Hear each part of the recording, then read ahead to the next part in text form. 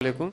Walaikum assalam warahmatullahi. My one Hindu brother was asking me about the Islamic system of marriage, means Allah four marriages. How can I give him the satisfactory answer, and how can we prove that is the most correct and most suitable? Brother asked a very common question, that how can I convince a non-Muslim that Islam gives permission to have more than one wife, 4 wives? How can I convince him? How can I prove that this is the best? Nowhere does Islam say that 4 marriages is the best, or Islam gives permission. In fact, Quran is the only religious scripture on the face of the earth which says marry only one. You read all the other scriptures, whether you read the Mahabharata, Ramayana, Bhagavad Gita, Bible, no religious scripture on the face of the earth says marry only one except the Quran. If you read the Hindu scriptures, Ramayana, the father of Ram, King Dashrath, he had 3 wives. Krishna, how many wives he had? 4, 10, 20, 1,000, 16,108 wives. So Krishna had 16,108 wives, so why can't we Muslims have at least 4? So what is the problem? If you read the Christian scriptures, if you read the Bible, Solomon had 700 wives. Abraham in the Bible had 3 wives. So in Hinduism, Christianity, Judaism, you can marry as many wives as you wish. 4, 5, 10,000, 10,000, no upper limit. It is later on the Christian church which put a ban and said that the Christian should not marry more than one. It is the Jewish rabbi, mentioned in Yehuda. He passed a synod that the Jews should not marry more than one wife. Otherwise, in 1950, in the Jewish community, in the Sephardic communities where Jews live with Muslims, there the Jews had more than one wife. It is later on when the synod was passed that they stopped it.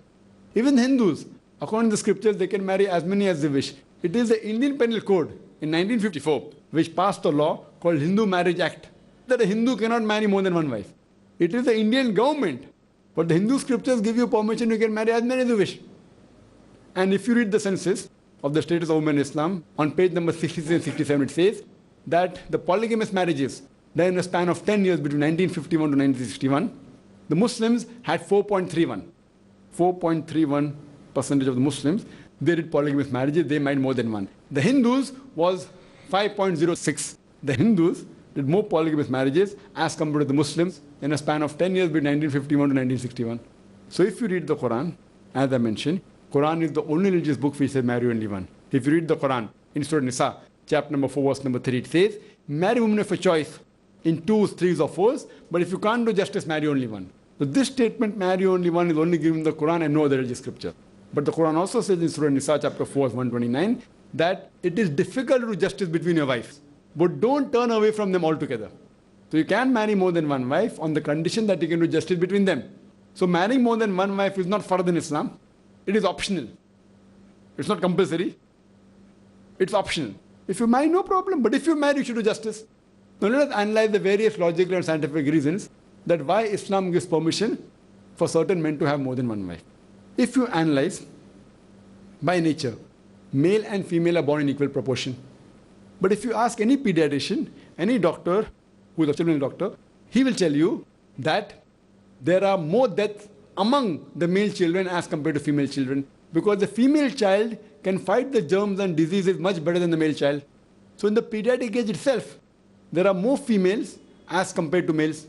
As life goes on, there are more male dying as compared to females due to cigarette smoking, due to alcoholism, due to war. So today in the world, there are more females as compared to males.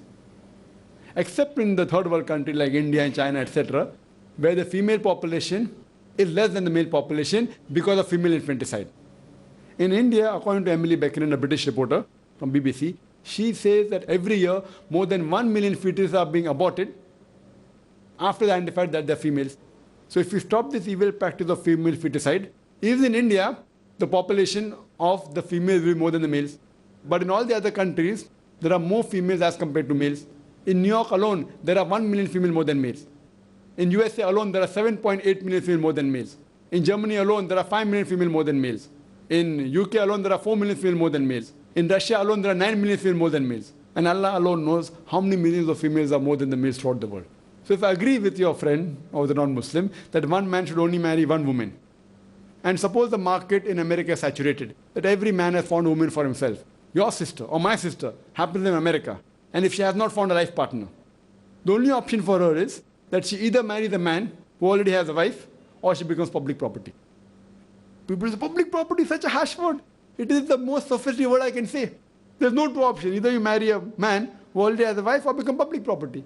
So Islam has permitted polygamy, certain men to have more than one wife, to protect the modesty of the women. Hope that answers the question. Yes, brother.